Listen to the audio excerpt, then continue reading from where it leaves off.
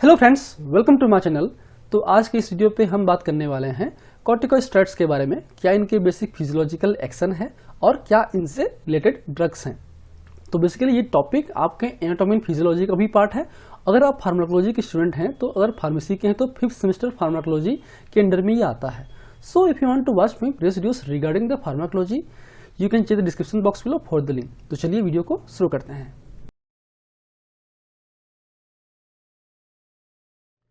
सो corticosteroids, तो basically corticosteroids ऐसे hormones हैं जो हमारे एड्रिनल ग्लैंड से निकलते हैं, खासकर एड्रिनल कॉर्टेक्स से, जिसमें कॉर्टिकोस्टेरॉइड्स इसमें आते हैं मेनली ग्लूकोकॉर्टिकॉइड्स और मिनरल।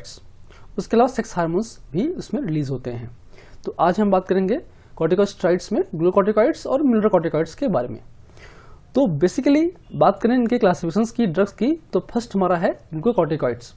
अब इसमें मेजर कैटेगरीज हैं। पहला है शॉर्ट एक्टिंग ड्रग्स, जिसमें आते हैं हाइड्रोकॉर्टिसोन, जिसे हम कॉर्टिसोल भी बोलते हैं, उसके अलावा कार्टिसोन। तो ये दो ड्रग मेनली जो हैं यूज होते हैं हमारे फार्माकोलॉजी के अंडर पे, जो कि शॉर्ट एक्टिंग है। ठीक, नेक्स्ट हमारा है इंटरमीडिएट एक्टिंग, जिसमें आते हैं प्रेडनिसोलोन, जो फ्रिक्वेंटली हम लोग यूज करते हैं मार्केट पे। उसके अलावा है मिथाइल प्रेडनिसोलोन। तो ये दो ड्रग मेनली हम यूज करते हैं। आप इनके टेबलेट वगैरह भी इजिली मार्केट में मिल जाते हैं। बट कॉर्टिकोस्टेरॉइड्स की बात करें या ग्लूकोकॉर्टिकॉइड्स की बात करें तो ये ड्रग बहुत ही लाइफ सेविंग ड्रग्स हैं और इनका यूज सही तरीके से करना जरूरी है। जितना ये फायदेमंद है उतना ये टॉक्सिक नेचर के भी होती हैं। ये एक तरीके से स्टेरॉइड्स है, तो हाई डोज में लेने से या लॉन्ग टर्म में लेने से आपके ऑर्गन्स भी डैमेज हो सकते हैं। इसलिए इन ड्रग्स का यूज आपके प्रिस्क्रिप्शन के थ्रू ही होना चाहिए। आप इसको ऐसे ही जाके मार्केट से नहीं खरीद सकते। क्लियर है, इतना ध्यान रखिए। नेक्स्ट हमारा है लॉन्ग एक्टिंग ड्रग्स, जिसमें आते हैं डेक्सामेथासोन, बीटामेथासोन और डेफ्लाजोकार्ट। तो ये आपके कुछ ड्रग्स हैं। चलिए नेक्स्ट हमारा है मिनरल कॉर्टिकॉइड्स की बात करें तो ये ऐसे ड्रग्स हैं जो हमारे किडनी एरिया पे आपके खासकर इलेक्ट्रोलाइट और वाटर को बैलेंस रखते हैं, जिसमें आते हैं एल्डोस्टेरोन।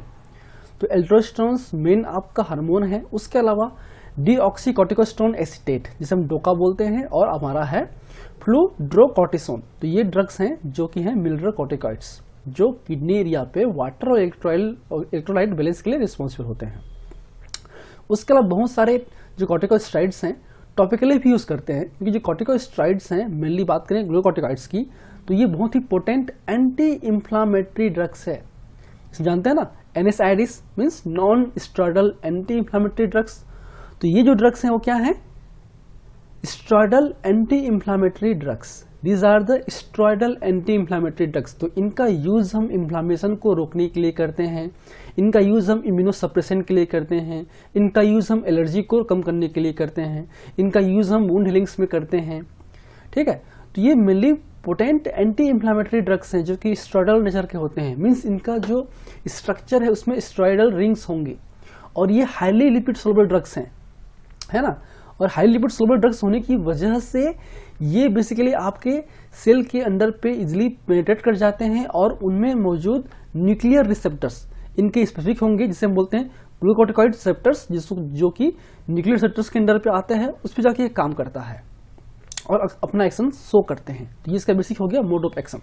उसके बाद टॉपिकल बात करें टॉपिकल स्टेरॉइड्स की, उसमें आते हैं पोटेंट में आपका बेक्लोमेथासोन है, बीटामेथासोन है, आपके हेल्सिकोनाइड्स हैं, क्लोबेस्टॉल है, आपका फ्लूसिनोलोन है, आपका ट्राइमीसिनोलोन है, या आपका डेक्सामेथासोन है। तो ये ड्रग्स जो हैं पोटेंट टॉपिकल आपके स्टेरॉइड या कॉर्टिकोस्टेरॉइड्स हैं।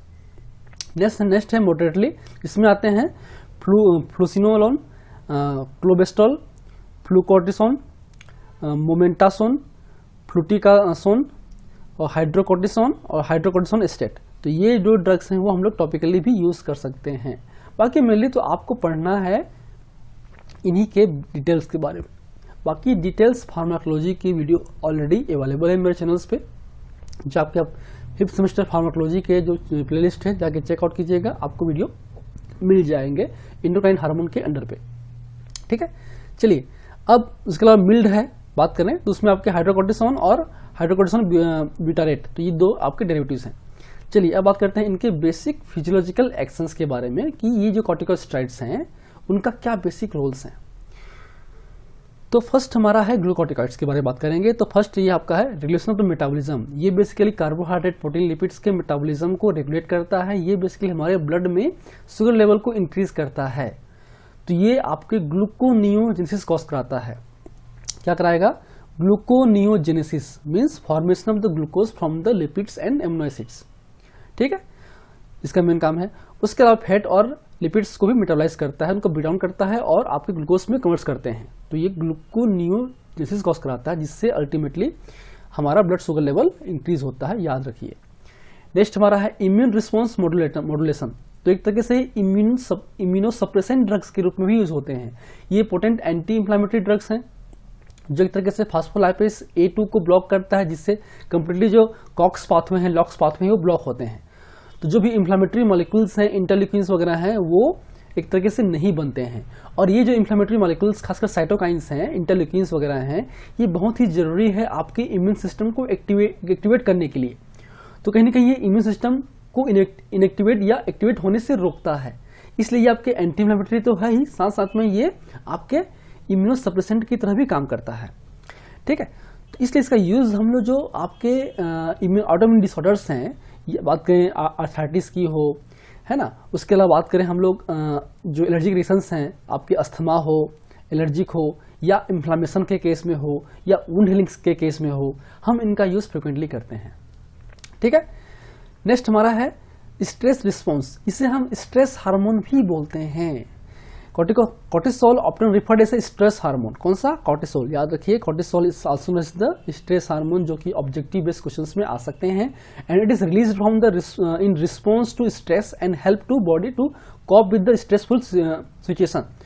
तो जब भी आपको स्ट्रेस होगा, तो इस स्ट्रेस को ओवरकम करने के लिए, डाउन रेगुलेट करने के लिए हमारे बॉडी से कॉर्टिकोस्टेरॉइड्स में कॉर्टिसोल्स रिलीज होते हैं। और ये कॉर्टिसोल्स एक तरीके से स्ट्रेस हार्मोन है, जो कि स्ट्रेस को मैनेज करते हैं, कम करते हैं। And it is increase energy availability and modulates the various body systems to respond stress. तो एक तरीके से हमारे ये ग्लूकोज फॉर्मेशन करेगा, ग्लूकोज फॉर्मेशन से एनर्जी बनेगी। तो ये स्ट्रेस के दौरान आपकी बॉडी में कोई एनर्जी चाहिए, उस एनर्जी को प्रोवाइड करता है।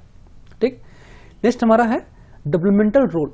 ये जो फीटस हैं, उसमें भी डेवलपमेंटल रोल के लिए रिस्पॉन्सिबल होते हैं, खासकर लंग्स के। It is they play a role in development of the lungs in foetus and influence other development process. तो ये फीटस के अंदर में लंग्स के डेवलपमेंट के लिए भी बहुत इंपॉर्टेंट हार्मोन है। ठीक, चलिए नेक्स्ट हमारा है मिनरल कॉर्टिकॉइड्स, जो कि मिनरल्स को, या बात करें इलेक्ट्रोलाइट्स को, एक तरीके से रेगुलेट करता है। तो ये हमारे किडनी एरिया पे रिलीज होते हैं, और जो एल्डोस्टेरोन्स हैं, जाहिर सी बात है, वो एल्डोस्टेरोन रिसेप्टर्स पे जाके बाइंड होते हैं। उससे जो है सोडियम आयन चैनल्स जो हैं, सोडियम चैनल्स हैं, उसके एक्सप्रेशन बढ़ते हैं, जिससे सोडियम आयन रीएब्जॉर्ब होता है, साथ में वाटर भी रीएब्जॉर्ब होते हैं। तो एक तरीके से ये ब्लड प्रेशर को और वाटर और इलेक्ट्रोलाइट को रेगुलेट करते हैं, उनको रीएब्जॉर्ब कराते हैं। सो such as aldosterone regulate sodium and potassium balance and help to control the blood pressure and fluid balance। तो ये इनके बेसिक्स फिजियोलॉजिकल एक्शन है आपके ग्लूकोकॉर्टिकॉइड्स के। So these are the basics of glucocorticoids. इसके नेक्स्ट वीडियो पे हम बात करने वाले हैं आपके एंड्रोजन्स और एस्ट्रोजन्स से रिलेटेड ड्रग्स के बारे में। तो I hope you like video. If you like video, please press the like button, अपने फ्रेंड्स से शेयर कीजिए, अपने कम्युनिटी पे शेयर कीजिए, ताकि वीडियो बहुत लोगों तक पहुंच सके। Thank you for watching.